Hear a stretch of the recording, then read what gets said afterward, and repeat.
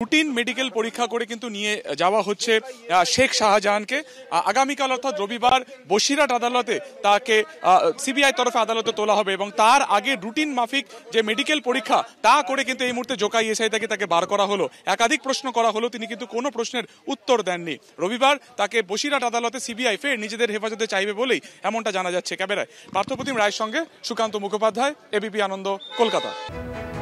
শেখ শাহজাহান গ্রেপ্তার হলেও তার মোবাইল ফোন এখনো পাওয়া যায়নি। সেই মোবাইল ফোনের খোঁজে এবার সিবিআই এবং সিবিআই সূত্রে দাবি করা হচ্ছে তদন্তে অত্যন্ত গুরুত্বপূর্ণ এই শেখ শাহজাহানের মোবাইল ফোন। আর এ প্রসঙ্গে সোশ্যাল মিডিয়ায় শুভেন্দু অধিকারী পোস্ট করেছেন যে খবর আছে এই মোবাইল ফোন হয় রাজ্য পুলিশের হাতে আছে অথবা তা ধ্বংস করে ফেলা হয়েছে। ওই মোবাইল ফোনটা আইফোন, ওই নাম্বারটা আমি পাবলিকলি করেছি কারণ ভারতবর্ষের যে কোনো নাগরিকের অধিকার আছে তদন্তকারী সংস্থাকে তথ্য দিয়ে সাহায্য করার। আমি তদন্তকারী সংস্থাকে টুইট করে ট্যাগ করেছি এই কারণে যে ওই ফোনটা ওখানে একটা পুলিশ আছে, ওর নাম আমিনুল, উনি ওর কাছ থেকে নিয়ে হায়ার অথরিটিকে দিয়ে দিয়েছেন। ওনাকে যখন ওই মিউচুয়াল অ্যারেস্ট হয়েছিল সেই সময় এই মোবাইল ফোনটা যাতে মহামান্য উচ্চ আদালতের নির্দেশে সিবিআই ইনভেস্টিগেশন করছে, তারা যাতে এই মোবাইল ফোনটা সিজ করে ওই আমিনুল বলে পুলিশ অফিসারকে যদি ওরা তদন্তের আওতায় আনে তাহলে বিষয়টা পাওয়া যেতে পারে। কারণ ওই মোবাইল ফোনে আমার বিশ্বাস তৃণমূল কংগ্রেসের উপরস্তরের নেতা এবং পুলিশের আধিকারিকদের সঙ্গে আইফোনের ফেস টাইম কলে শাহজাহান ক্লোজ কন্ট্যাক্টে ছিল।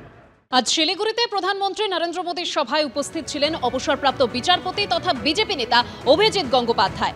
বিজেপিতে যোগদানের পর প্রথম সভা থেকেই অল আউট অ্যাটাকে অভিজিৎ গঙ্গোপাধ্যায়। ফের তৃণমূলকে দুর্বৃত্তদের দল বলে আক্রমণ। অবসরপ্রাপ্ত বিচারপতির গলায়ও নো ভোট টু তৃণমূল। প্রধানমন্ত্রী নরেন্দ্র মোদীর শিলিগুড়ির কাওয়াখালীতে জনসভা, সেই জনসভায় বক্তব্য রাখলেন অবসরপ্রাপ্ত বিচারপতি অভিজিৎ গাঙ্গুলি এবং অভিজিৎ গাঙ্গুলি বক্তব্য যেমন রাখলেন তার পাশাপাশি অভিজিৎ গাঙ্গুলিকে ঘিরে শিলিগুড়ির জনতার উচ্ছ্বাস। কেউ সেলফি তুলছেন, কেউ বা বিচারপতির সঙ্গে সরাসরি কথা বলছেন, নিজেদের সমস্যার কথা তুলে ধরছেন। এখনো কর্মী আমাকে বক্তব্য রাখার সুযোগ দেওয়া হয়েছিল। আমি তো মোদিজিকে দেখে অভিভূত, এই প্রথম তাকে নিজের চোখে দেখলাম। এর আগে ছবিতে বা টেলিভিশনে অনেকবার দেখেছি তো, এবং তার বক্তব্য শুনে আমি অত্যন্ত আমার ভালো লেগেছে এবং এরকম নেতাই আমাদের দরকার।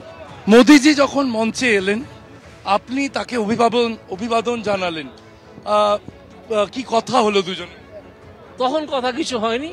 পরে মোদিজি যখন বক্তৃতার পর চলে যাচ্ছেন তখন উনি বললেন যে ওনার কাছে আমি আশীর্বাদ চাইলাম, উনি সেই আশীর্বাদ করেছেন। প্রধানমন্ত্রীর সময় পাওয়া কি, প্রধানমন্ত্রী হচ্ছেন আমাদের 130 কোটির প্রধানমন্ত্রী।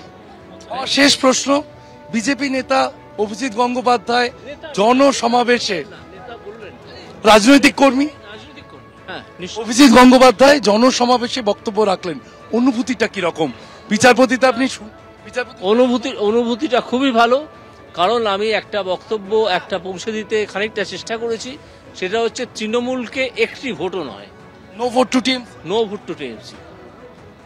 কথা বলছিলাম অবসরপ্রাপ্ত বিচারপতি অভিজিৎ গঙ্গোপাধ্যায়ের সঙ্গে এবং তিনি যেমনটা বলছেন তাতে তিনি আজকের জনসমাবেশে একটি বার্তাই তুলে ধরতে চেয়েছেন বিজেপি সমর্থকদের কাছে, তা হলো নো ভোট টু টিএমসি বা তৃণমূলকে একটি ভোটও নয়।